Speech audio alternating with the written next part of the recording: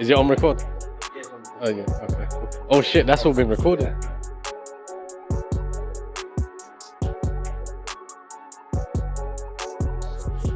Yeah.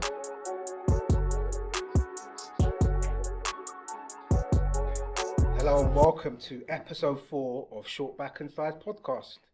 Today we're going to be discussing how the gym has saved our lives, how it's played a big part in building us from when we were younger to now, and how it still plays a big part in our lives.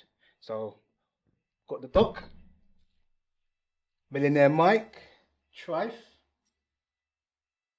Mr. Blake. Mr. Blake, and Pleasure P. Pleasure P. I'm feeling that name every time I hear it. Pause. Pleasure. There's a lot there. Why for that, man? So, who wants to kick off? Like, just experiences with how the gym You know shaped what? you. I'll kick it off. So, I think the majority of you lot here know that I was always a big youth, but it got to the point where I got to 28 stone. Wow. Yeah. Sorry, I don't know you. No, I know. So I will show you the pictures. But I think with me, where I was always playing football, rugby, played cricket, played badminton, I was an all-rounder. I was that big guy that could do bits and pieces and stuff like that. But I did have an unhealthy relationship with food. I'm not gonna lie, man was definitely a comfort eater. Mm-hmm. So if shit was going down, man would tuck into certain things like that. But because I was tall, I thought I would carry it. Well, yeah. But let's not lie about it. When you start looking them late 20s, 30s, it's hard to shift them pounds. You know what I mean? And I think what didn't help with me as well is I fractured my knee and tore my quad. Oh shit, did you? Yeah. Yeah. For the viewers at home, I've got a dirty scar. Oh, you smashed your patella? Yeah. How do you do that? So what happened was I used to kick ball in Golders Green, and this leg has got caught in the turf, and this guy clattered me, literally. And then I just felt this burning sensation there. And I'm not a man to sort of go to ground and not get up. I was literally slapping the ground like I was in pain. Yeah. So I've tried to get the 183 back to Kingsbury. Man could bust the thing with it. Fracture patella. But it wasn't happening. Yeah. So I got in the Uber. I was going to say, because your leg won't move. You just don't function like the kneecap. We got in the Uber, and as we pulled into my mum's driveway, the guy turned around and he goes, your knee should not be poking out like that. I'm going to take you to the hospital so you can prepare. Yeah. And he drove me to Norfolk Park, and then that's where they said, yeah, you've not only torn your quad, you've fractured your kneecap. Raw. Yeah. That must have been excruciating pain. You know what? I think it's the adrenaline. Yeah. So that happened now.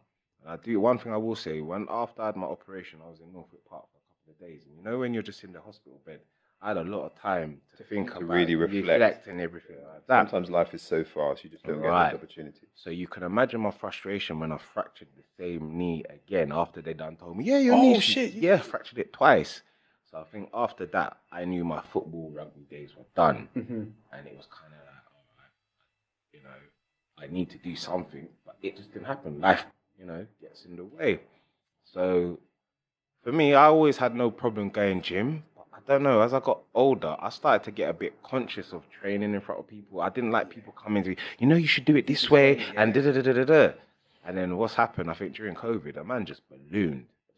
When we was on lockdown, a man would be drinking every day, watching our box set, nyama food. And before, as I said, I got to 28 stone. And it was just kind of like, whoa. I look at pictures of me like now, 2-3 years later, and I'm just like, I don't recognize the guy that I am now, innit? Like, man's got. But I think for me, I haven't joined the gym. I love outdoor gyms. I love outdoor gyms in parks. I love going to outdoor gyms and just being in the fresh air and just doing my workout and stuff. I go for my walks as well. Because even though I've done the exercises for the knee, I still feel like I feel a bit inhibited. I'm trying to push off. It's a shame. It's never going to be like what nature. Yeah. And that's why the walking works for me.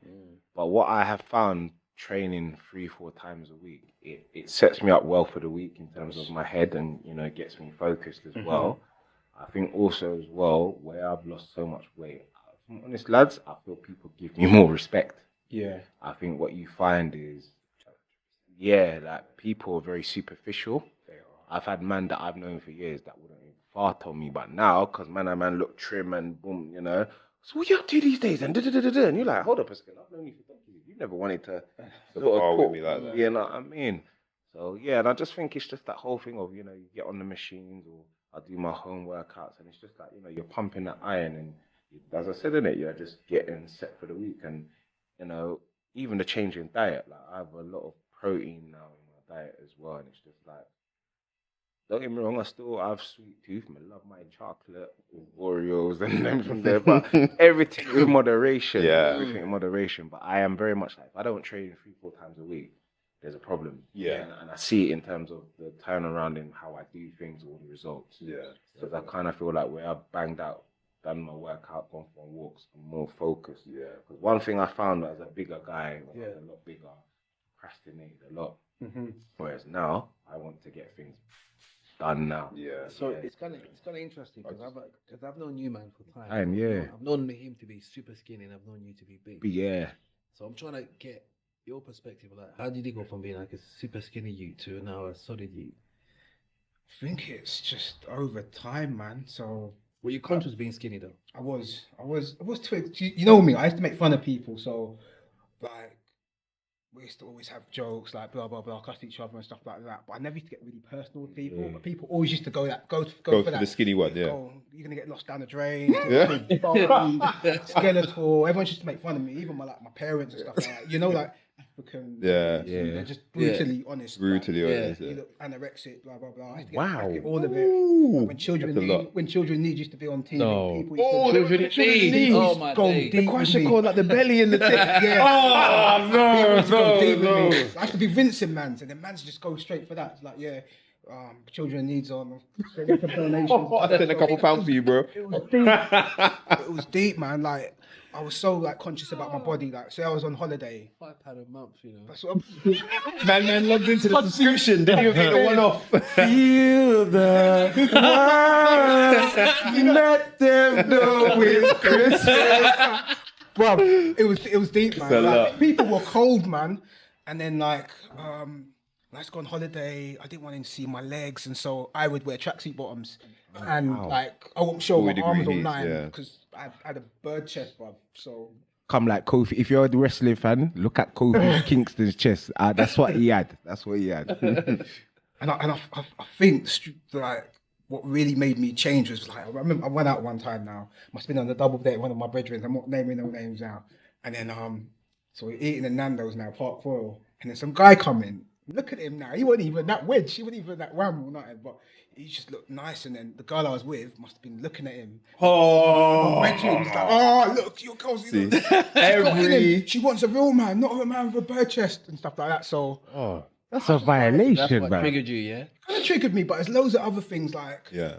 I think now looking back, I had an eating disorder from when I was a kid. Oh, really? Like, yeah. It's like when someone puts too much food on a plate, I can't eat it. It has to be like small portions. Yeah, yeah. And that didn't help as well. And then That's interesting. So That's you really had interesting. too much food and he had little food. Yeah. Hey. So Nobody thinks about that. Yeah, you know? honestly, Yeah. like, yeah. Sorry, I just want to just interject as well about in terms of the motivation. So I think with me, where I come from a family that's got asthma, diabetes, high blood pressure, high cholesterol, coupled with the fact that I've got 2 little ones under the age of 5, I just didn't want to be that fat dad anymore. Going, trying to chase after the picnic, and you're like, daddy, like. Yeah. So when my little, especially my eldest, you will look at pictures of me and say, "Raw, daddy used to be fat." Like, you don't know daddy as fat. Like, you know, daddy like this, and I owe it to them and to myself. Exactly. Like, yeah. That's a very important, very beautiful. Your kids are they both boys or boys? Yeah, both. boys? Yeah, something So I think that's a hugely important factor that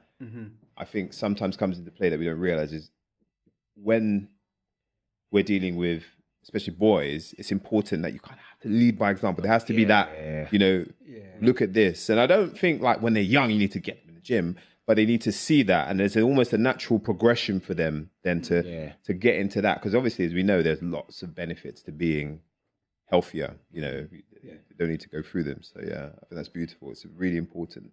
And then like obviously like when you what you said about you didn't want people to see you in the gym and stuff like that. I was the same. Like when I first started going gym, I would go at like 9 o'clock, like it closed at 10, so no one was there, so I can just get a little session in. Oh, really? And, yeah, so I didn't want them to see me because I was mager, man, like proper. It's like lifting like the 2 kg dumbbells on, and it was like, Really? yeah, and stuff. So I just built myself up, man. And Yeah.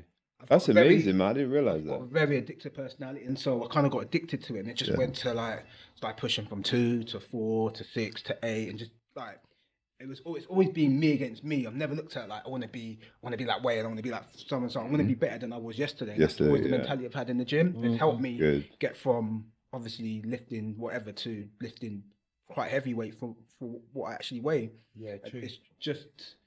It's just become like a lifestyle. Yeah. Like, I go first thing in the morning. I go at like 3 o'clock in the morning. I go. It sets my day. Yes. It gets my mind right. So if I'm thinking about something over and over, I go in the gym and I just lift weights. And it just helps me clear my mind. Do you know what? Yeah. For me, there's been 2 things in my life that, like, when I decided I wanted to do it and I went to medical school, I remember there being one question that they asked, and they said, like, what do you do? What is you outside of medicine? And I never understood that until like I got a bit older. And like the model answer was like, you participate in sports, you go to the gym, you do this. And as I've grown, I've recognized why that question is important, because there are 2 things in life that I can genuinely say I do and my mind almost completely switches off. And that's playing football and being in the gym. And I don't know what happens. Once I've done those 2 activities, my mind could tackle the world. Before I go in, everything is like, and when I walk out, I'm like, I'm going to do this, that. I've got that to do. I'm going to do this. And it's amazing at how powerful that is. Because before you go to the gym, I quite often find that my mind will be like, oh, do you know what? You could just take today off, Yes. You've worked so hard and, you're putting that work in. And I finish that workout and I'm like, what the fuck was I talking about? You know what? Trife made a great point about the whole body conscious. So with me, if you know me, even though man was a big youth, I was confident. I had no problem getting gal. No, the man them know this. Yeah. To the point where one of the man them friends said, "Rah, how come Kieran get gal? He's fat." And the man said, "You don't know about him." Do you see what I'm saying? But don't get twisted. The whole body conscious thing, that I was very conscious of my strap mark. They come like tiger stripes on my belly. You know what I'm saying? So I remember there'd be times like I'd go to the beach and I had the arms and the legs, but belly, I was keeping on that vest. But it's really weird because when it came down to the rumpy pumpy, I didn't miss it. What you see is what you get. You see what I'm saying? Man, hit all the positions. But I can see why now we have this big concentration of both men and women, but is it body dysmorphia. Yeah. Man are just going to get certain things done to their body to sort of boost them, and I see where it comes from, but definitely. It's human nature, though. Human nature wants to get the goal with the minimum work. Yes. yeah. And one of the key things about the gym, I don't even want to label it the gym, like a physical pursuit, is it's a labor, it's investment, it's dedication, it's commitment. So the only way the results you show are from the work you put in a year, 6 months, 3 months ago. Do you get what I mean? And that's why what you said on earlier I thought was a really important point about people, and I think especially guys, like respecting you. Yeah. Because when a guy sees another guy who's in shape, their mind automatically knows this guy is dedicated. He puts in the work, he's committed to it. Because you can't get that body unless you're putting hours in. Simple. Do you get what I mean? So I think it's a really powerful tool. Respect kind Yeah. But it also goes back to the what I've seen. So I used to work in a mobile phone shop during my uni days, and I remember like with the whole sales training, like they would say like they're more like people less likely to buy from someone that's fat and obese, because it's a reflection of their lifestyle, isn't it? So if you're you're perceived to be sloppy, Sex lazy, sells, man. Sex sells, bro. Yeah, you're perceived to be sloppy, lazy. How can I buy from you? If I see a slender man that takes care of himself, the results are going to be good for them as well if they buy a phone from them. And it was just like, Subliminals. Yeah. Interesting to see the rate of unemployment between fat people and skinny people. I don't know. Past, is it anything? Since you're the HR man, like, I have you cracked more fat people than skinny people? I don't necessarily know that, but I think if I look at sort of the industries I've been in, probably you're correct. I mean, one of the things I always sort of observe, if you go into Nike Town in Oxford Street, they're all 10 out of 10s. They're all, bro. a certain way. All of them. And I think that kind of draws that. And then if you think about mainstream TV, the people that you see on Benefit Street, etc., are usually the bigger people. Obese, basically. Yeah. I think in terms of the whole gym piece, it's interesting because I was listening to you. So me and you have had quite a similar journey. So I've fractured my knee when I was 15. Yeah, and at the same time I've done my wrist in 5 places. So it's actually come down. You can't see it, but it's come down a lot now. We're gonna ask how that happened. Yeah, was that? How did that happen? How that happened? Was the missus tucking you in? No. I couldn't resist. Previously on Short Back and Shine. Was it the baseball bat girl got to you? Do you know what baseball baseball bat girl may have actually been there. So basically, oh shit, my hood came off. Yeah. Basically, we was in the playground. Me and one of my friends were walking across. There was a ball game going on concrete. I weren't actually a part of the game, but because I used to play for football and stuff like that in school, I think people thought I was there. So one guy just came and 2-footed tackled me. What? Because the ball came my way, but obviously I'm not in the game, so I had no. So your body's completely not recognizing not ready for it. A complete cold two-footed tackle. Long. That's so unlucky. And so so basically, and at those times I was a lot heavier, so I used to be obese as a kid. Well, in that generation, so my weight has always fluctuated. Yeah, same here. So at that specific point, I was probably about 16, 17 stone, and I was probably about 5'4" or something. So you can imagine the scenes. And I was just taken out. But then I kind of had like I don't know what happened, a growth spurt or something, and I lost like loads of weight, and I literally became like stick thin. And that's when we was talking in the car about playing football and stuff. Yeah. That's when I started to make it like up to more higher levels and stuff. What happened was I was like so dedicated to it. So I was in the gym, but like mainly cardio training and stuff because I was a winger.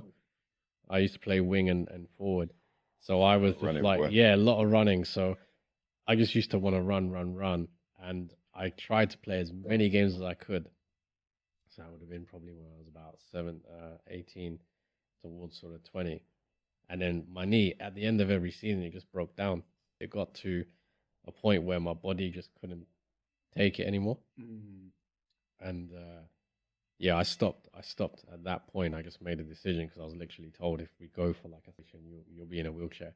Sort of thing. Like when you're older, they were like, your body can't keep doing it and you can't keep like the momentum that you're keeping. Competitive sport is at that level. Yeah, so I just made a decision to quit, which was quite devastating for me because I played national level and stuff like that. So that was quite hard, but now you come on a journey though. That must have been really tough, man. I was gonna say like obviously when we used to work together to now like proper big journey, man. So that because I think when you look at me like in comparison to you guys, I'd say I'm probably like the average person. You probably wouldn't assume, but I'm in the gym like 6 days a week. 5:30 in the morning. I do a 2.5 3K run every morning, followed by weights and stuff. But I've had to do that because the various points. So the time that you're referring to, I literally went to like 115 kilos. I don't really know why. I think it was probably consumed in work. Diet. And and I remember there was one day I was laying in bed. We'd had a project in Leeds that I was doing. I don't know if you were there. Yeah. And it consumed me. I was there for like 4 days a week. I was just laying in bed, and my alarm had gone off. It was 8:30, and I'm always up. Yeah. And I was just laying there. My wife was like, Meth. Oh, I was gonna say his name. One of the directors was trying to phone me. I wasn't answering. I was just gone. I had a complete switch off. And then that day I came downstairs. My wife was like, "Oh, I'm gonna go shops or whatever. Do you want anything?" I was like, "Oh yeah, get me some black t-shirts or whatever." She came home that evening, triple XL, and I was like, "Huh?" I was like, "What are you doing?" And she was like, "Well, you've been wearing double XL, and that don't fit." And I was like, so she'd actually told me, and then that's when I realized. But at that point, that my knee was playing up, so I had to wait. And then I've been on a journey since then. I was 115. I'm actually today at my lowest weight that I've been probably since I got married, which was 9 years ago. Smashed So it. it's like just Well done, man. yeah, thanks. I'm not Yeah. like, but it's just one of those things. Like No, I'm but not, it's hard, not man. trying The world It of is. life really is not engineered for you No. to really look after your health and to pursue that. You have to physically go out of your way, go against so many conventions to be able to give yourself that time, especially if I you work think as a it's, professional. It's about like you. I travel a lot for work. Yeah. You know, and I've been disciplined to say, right, I'm gonna make sure I actually. That's why I go the time I go. Yeah. Because it guarantees that I can do it. And then now it's like, if I book a hotel at work, I hope they don't see this, but I always try and make sure there's a gym in there or something. Yeah. Nothing wrong with that. To keep that Nothing wrong with that. self care. just like you, Pleasure P, right? It's kind of crazy me saying that. Pleasure P. But COVID had a really big impact on my life, negatively for a lot of stuff happened in COVID. Mentally, I like no one knew what was going on. I generally thought this is it. We're all gonna go. It was just my time till the disease comes to my house and knocks it and takes me. Do you know what I'm saying? But eventually, what was happening, because we were working from home, and I probably worked the hardest I've had in my entire career. Work was so damn busy, especially when you were managing assets, and there was nobody knew what was going on. It was really busy. I started to drink at lunchtime. I was drinking. I was drinking wine. Then I was drinking beers. Then I was drinking hard liquor. To sedate myself from what was going on in the outside world, because we were being told all kinds of madness. I don't want to get I'll just leave it as that, because we just started this YouTube channel. Well, now I want to get cancelled. I think we've been cancelled already. I'll lose more followers. And there was a lot going on. So I was static at my desk. I was doing 14 to 16 hour days at my desk. Swear down, working like a madman. Working like a madman. On top of that, my missus was pregnant as well. There was not lots going on. So ultimately, my routine to get up in the morning, go to work, walk to the station, get the train, everything had stopped. Yeah. We were only allowed out an hour. The hour, I would take the hour late at night, so that I could literally walk in the darkness, because I didn't want to see anybody during the day, because obviously it was kind of weird stuff that was going on, and I didn't want to basically, because I was annoyed that you could only go out, and it was one of the best summers we've had in a long time. Remember, the summer was that summer was banging. So in comparison to this summer, We got absolutely robbed. But yeah, So I'd go out at night, right? So I put on so much weight to the point where my wife was making fun of me, and she was pregnant. So I was like, nah, I need to do something. So I decided to go on a intermittent fast. So obviously, fast forward 2 years later, COVID done, but I still had to wait. So I decided to not. One day I eat, one day I don't eat for 24 hours. Like literally no food. So would you drink water in that time? Just water, tea, and that's it. Just no consumption. Not even that. No. Not even that. Just pure liquid. I dropped about 2 stones. I went down to like 75 kg, to the point where my wife was concerned I was a bit too small. Yeah. So I went back up to 80, and right now I'm hovering around 83, 84. But my optimum weight is about 80, to be honest with you. And on couple with that, Doc, I'll go to the gym as well. So I'll do like deadlifts. I'll do kettlebell swings. That's intense, especially on fasting. It's intense, really hard. Like I went ham. I'd run. In my mind, I was listening to David Goggins. Shout out to David Goggins. I was basically saying to myself, I ain't gonna be a pussy when it comes to this. I'm take this thing to war. There was a war on fat, and I was gonna win it. And I just went on it, man. And then I looked better for it. Yeah, you do, man. Because you want to be like an uncle. I was. I was. No, I'm not gonna lie. Bro, I was. And I can tell he's working. I'm looking better because I feel better. Yeah.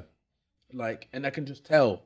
And just like you said, Kilo, people look at you differently. Even when you look trim and you look handsome and everything, you get better respect. Yeah. But you touched upon something there in terms of, when you lost weight, people saying, oh, you look skinny, you look marble.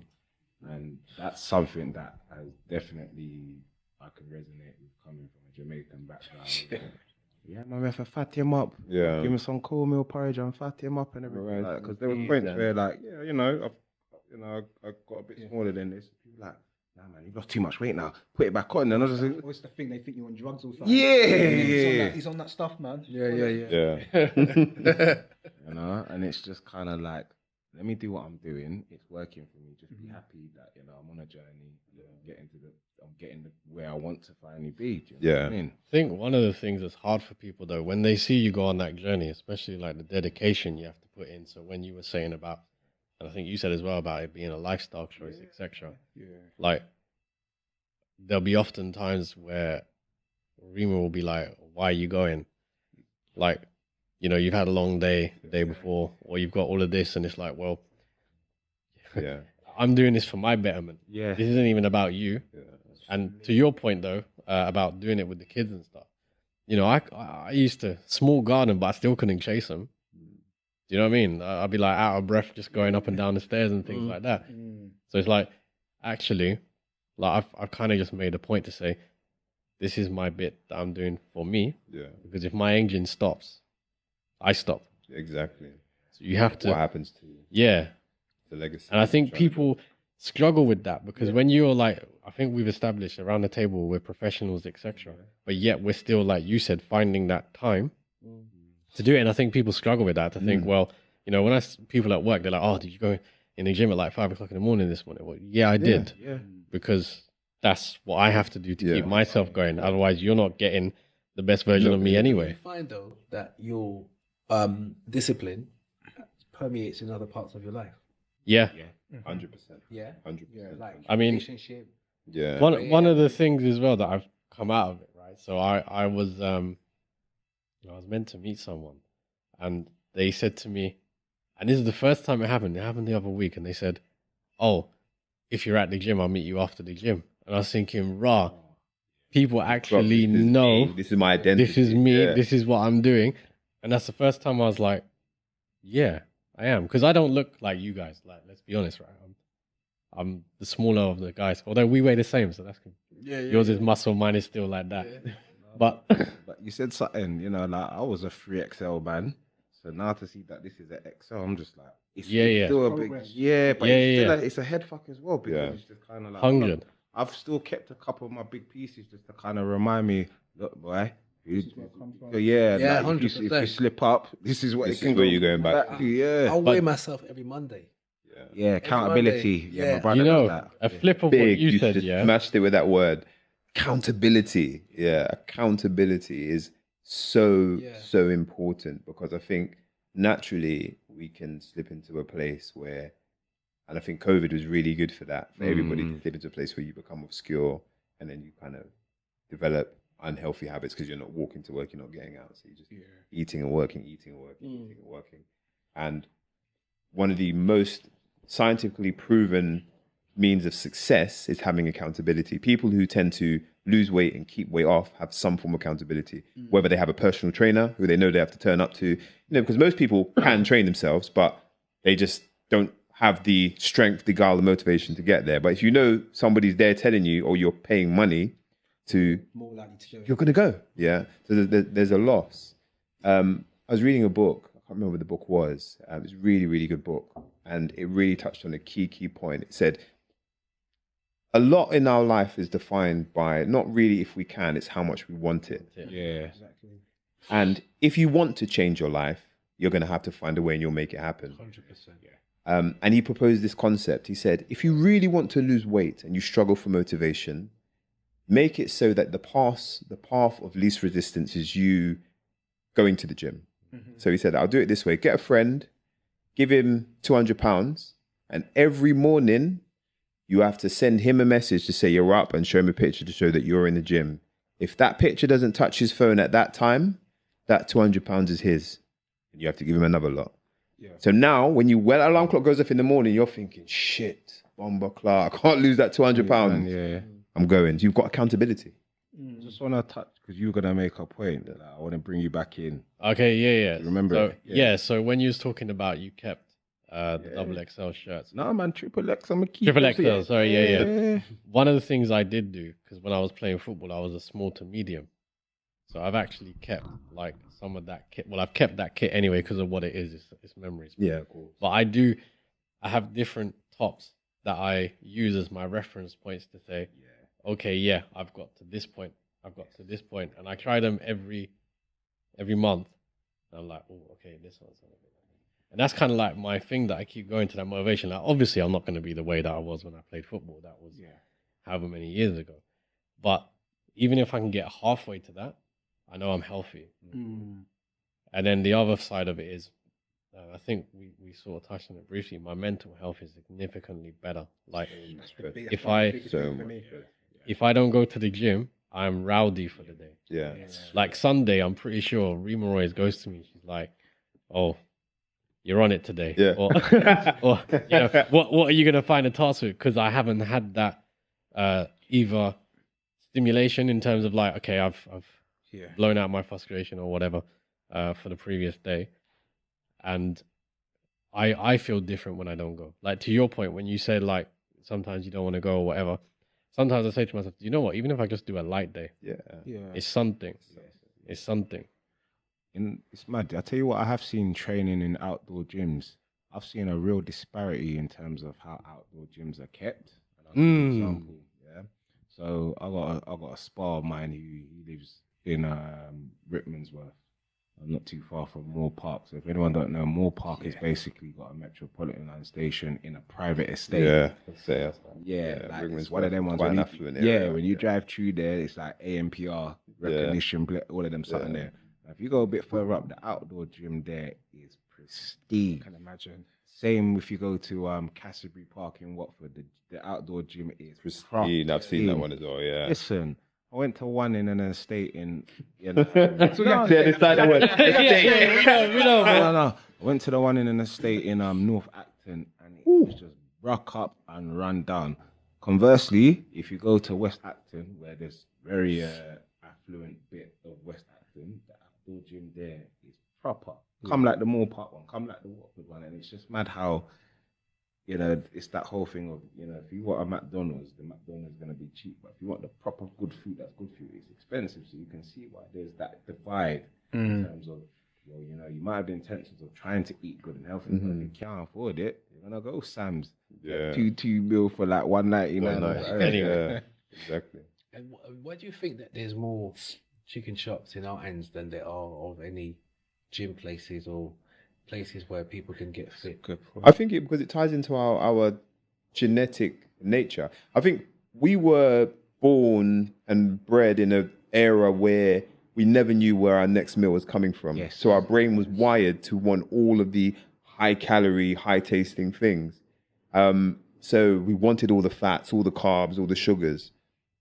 And what modern day society has done is recognize this is our drug and just giving it to us.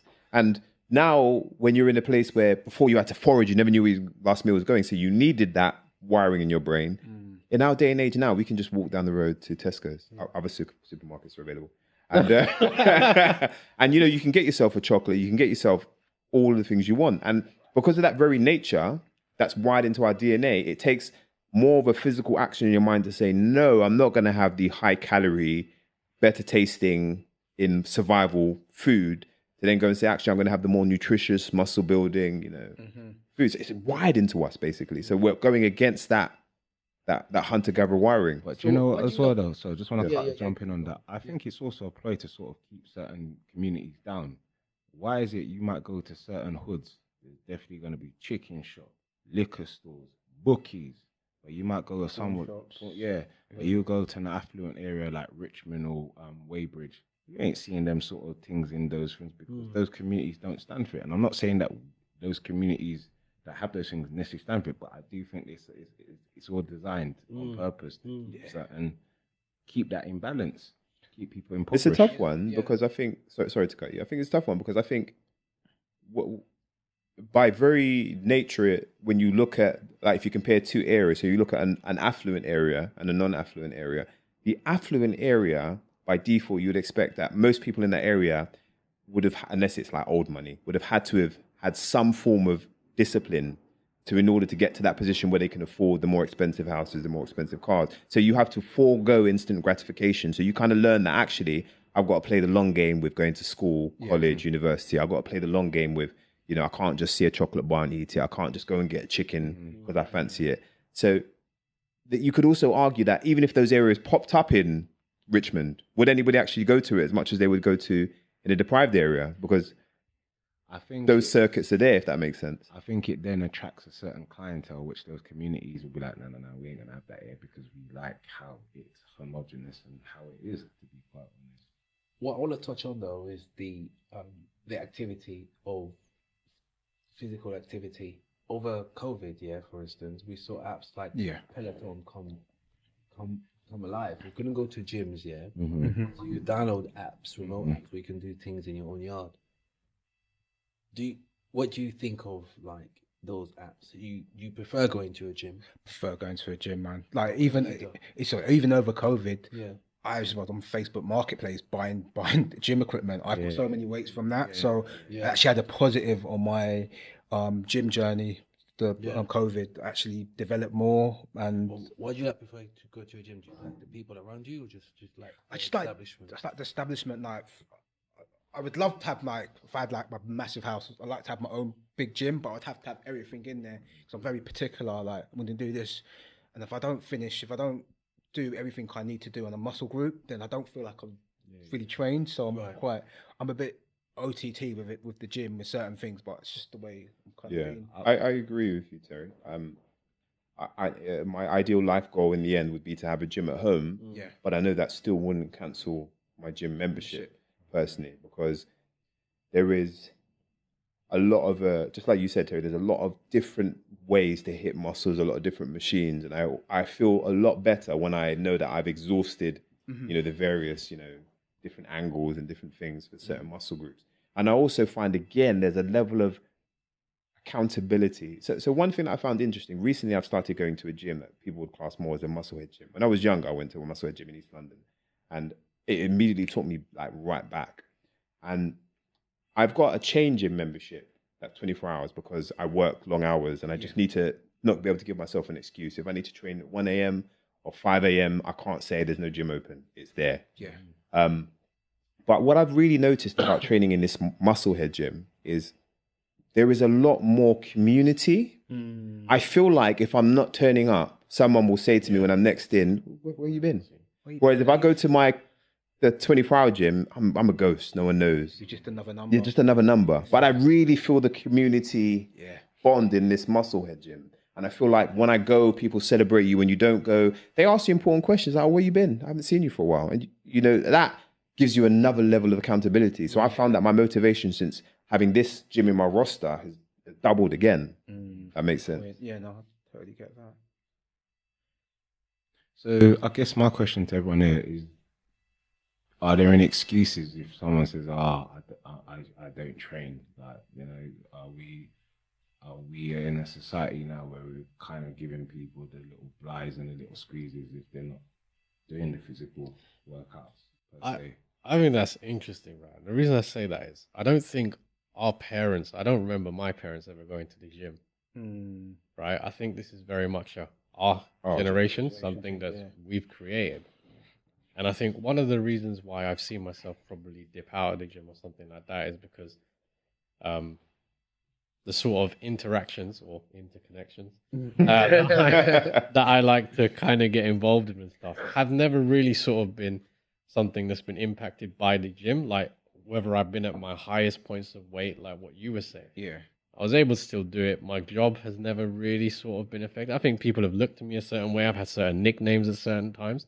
Absolutely, I understand that. But our parents, I look at it as it's something that we've created, something that we do, and therefore the people that are not on the journey in the gym or something like that, I don't look down on them because I don't think it's something that they would have seen or observed growing up. Like in my family, I think my uncle goes to the gym, one of my uncles, and me. That's it. And my mom's 1 of 10. So going to the gym is not something that is, I think, actually as mainstream as we think. I think what we see is Instagram and things like that, and you see the tick girl. Well, counteract that though, Pleasure P. Yep. And I'll tell you why. Because you've got, the age that we are now, we start to think about life insurances and things like that. Yeah. And some life Mad. some I've life never insurance- thought about that, but Yeah. them adverts used to skip me by. Now I Yeah. see them and I'm like, shit. Now you start thinking about it. especially when Yeah. you've got kids. What's happening? Yeah. Some life insurance policies that reward you based on your gym membership Yeah. activity levels. So, and Yeah. bro, Vitality. Activity levels. Yeah, bro. Yeah, They yeah. give you stuff. They Half give your you a gym watch. membership. They give you a watch and everything. Yeah. Because you Yeah. obviously go to the gym every day, But so I would have thought you would have had it. Because Yeah. you're You look like you're doing it for like. you look like you could be in the advert. Look into it. Yeah, you should look into it. Be on the advert. So like I won't name the names because I'm not gonna give no free publicity. If you want any publicity, sponsor the show. But Give us some memberships. Yeah. But the thing is, you can get like I'm with a life insurance company that sponsors my walks, my gym activity. It monitors my heart rate, so it gives me an incentive to go to the gym. But the awareness now, if you think about it, maybe the last 5 years, I'd say even before COVID, the awareness on people's health, etc., has been elevated. And I think, and I don't want to look at the doc as I say this, but I think the stress on the NHS and the health service around weight-related illnesses and stuff like that is what causes it. So I think there's a growth there in area, and yes, it's monetized, isn't it? And then when you get the girls going on Instagram posting their pictures, and then the guys going on there afterwards, that happens. But I think what you have to remember is that it hasn't captured everyone yet. It's not like a trip to the cinema. Yeah. But if you think about it, take a trip to the cinema. Yeah, our generation would love to go to the cinema. Yeah, I don't know. I would. I love rather going watch to it. cinema. I Yeah, can't tell yeah. you the last time I've been, but Right. I'm going to cinema. Yeah. But generation below us, not so much. Yeah. Yeah. It's true. So when They you, were home movies. I think these things evolve, Yeah. and I think there's a lot of people that are still not at our point. We're in a part of life where we interact with people daily. We come across different groups of people. We have to influence different groups of people. I think something you said It's very true. about those interactions and stuff. So therefore, we're probably more subconsciously aware of what we may or may need to be than the average person, maybe. Yeah. You know what, that's pleasure. very true. Pleasure, P. You touching on some very interesting points. I'm a management surveyor, so I manage assets on behalf of companies and whatnot. Yeah. But what I find very important here, what you've just said, you've said a lot of really interesting alpha. Is would that be much more comfortable managing assets to promote a better lifestyle, such as a gym, than say a fried chicken shop, where I know, that the consequences of someone going to the gym is going to be more beneficial and outweigh those who are all constantly always in a chicken shop eating fried chicken every day. Do you know what I'm saying? But at the end of the day, I'm motivated by the capital, by how much money I can make either way. Yeah. So We live in a capitalist society. So Yeah, if you don't absolutely. do that, you're So- disadvantaged. Absolutely. So to some extent, right? And this was one of my big gripe when the C word happened, is that there was no motivation for people to actually make themselves more, I would say, more physically active to counteract the actual, issue that was going on around the world. We were told to stay indoors and we were told not to do practically anything, almost be skeleton and corpse. But in actual fact, if there was a campaign at the time that said do 10 press-ups a day, do 20 sit-ups a day, Sure. do 50 sit-ups, I think people would have probably taken this thing a lot more seriously. Yeah. So would I. And it would have helped me even maintain my weight at that point and maybe stopped me from having to make a physical decision to say, do you know what, I need to lose weight on my own agenda, on my own accord, if that makes sense. So, I think there's a lot of things that can be considered when it comes to losing weight, looking after yourself, and almost prolonging your life effectively. Because I think this government should do more about that, should promote gym memberships a lot more in schools, in work. So the thing is, this is exactly, you touched on a Yeah, this is you. beautiful point. The big problem is everybody knows the health service the NHS is under extreme pressure, and the biggest pressure is under is weight-related diseases. And there's been a lot of evidence to show that just dropping weight, improves your mortality, morbidity, so the risk that you're going to die or have serious harm to yourself. Yeah. But there's also this conflict between how far do we become a nanny state? We tell people what to do and what not to do. Do you get what I mean? And how we leave people down to their free will, which obviously also hits another factor that I wanted to touch on is, at the end of the day, because we're all here, we work, we pay tax, and a huge portion of our tax Yeah. goes to the NHS. So again, you could argue, so if I'm working, I'm making a conscious effort to really try to look after my health, watch what I eat, you know, and I'm a big contributor to the tax system. I'm doubly penalized because I'm trying to look after myself, but somebody else next door is eating what they want, doing what they want, and when their knees give out, their heart gives out, they have triple bypasses, knee operations, and that comes out of our tax. Do you get what I mean? So it's tough.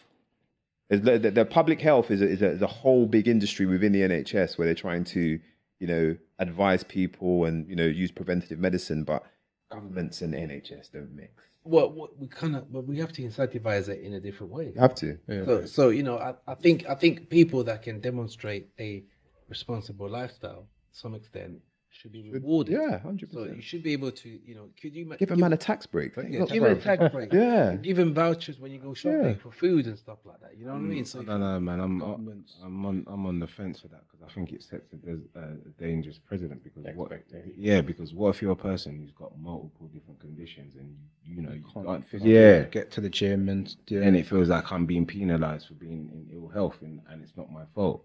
How do you pander to that? How do you cater to those sort of people? I mean, absolutely. There will always be exceptions. Yeah, there'll be an exception. There'll definitely be exceptions. But I feel like but because of the current state of affairs, I think you'd get a lot more expectations than people buying it, buying the idea. Do you see what I'm saying?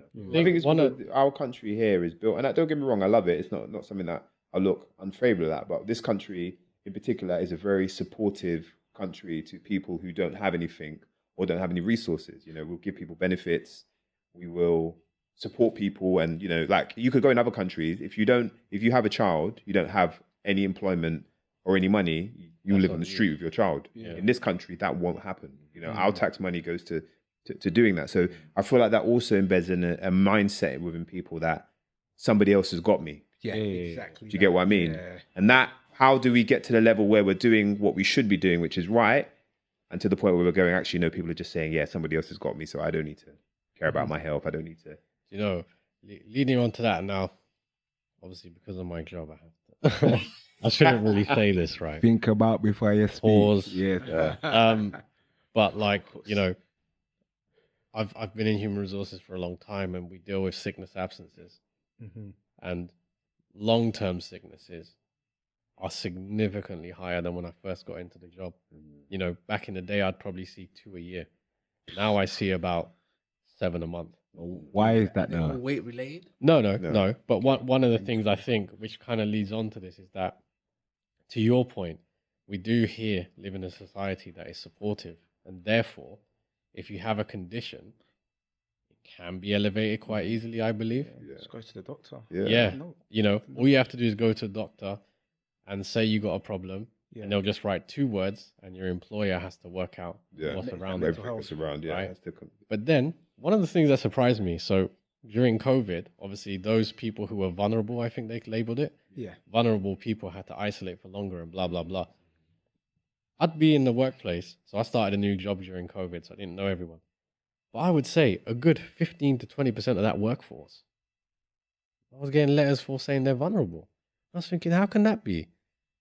All different things. So I think there's a bit of a mindset thing, is that we as individuals in the room are quite strong-minded. We've made decisions. We're carrying out actions. I don't think mainstream, I don't want to say average person, I think average person is capable, but I don't think that's a mainstream thing for people to think how we think about these things. All of us here have made our own decisions to do it. Yeah. We've all had own triggers and stuff. Yes. Unfortunately, other people may not have. Like I said to you, I was still living the life I wanted to live whether I was chubby or was I like this. I still had the same pleasure P demeanor. Yeah, exactly. Like Kieran. Yeah. I was still able to do all the things I did. Yeah. So it's that moment for the individual, I think. Makes sense. Can I just point something out? We've got the biggest guy in the room. I think you should be telling us your story. Every time since I've known Wayne's always been in good shape. You know what I mean? You've got like the perfect athlete right in front of me.